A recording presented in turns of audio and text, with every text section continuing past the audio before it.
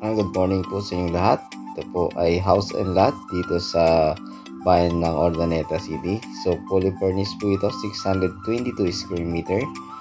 May 4 na bedroom po at may ceiling pa lahat ng bedroom. At yung 3 bedroom, may 3 aircon. May garahe po, kasya po ang 2 sasakyan. Mayroon po siyang formal living room na sinasabi po nila ay may aircon. At family living room, may aircon din po. May 4 na bathroom.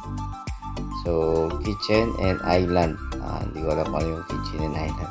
With generator po yung bahay. Kaya kung may brownout, ay meron pong generator. So, may 8 CCTV. So, yun. Location, Ordaneta City. Walking distance ang SM Mall, market, church, and schools and hospitals. And yung mga sakayan, syempre, papuntang norte at papuntang Manila ay walking distance din po mga sir, mga madam. So ayan po yung bahay, maganda pa po. Ayan, kaya lang ito ay Ordaneta City, kaya medyo pricey po ang presyo dito sa bayan na ito. So 622 square meter lamang po ito, pero ang presyo nito ay 13 million pesos. So medyo pricey po talaga kasi walking distance na lahat ng kailangan mo na puntahan, kunyari mall at mga hindi ka nagagastos ng gasolina or diesel. Pwede mong lakarin, exercise po mga sir, mga madam.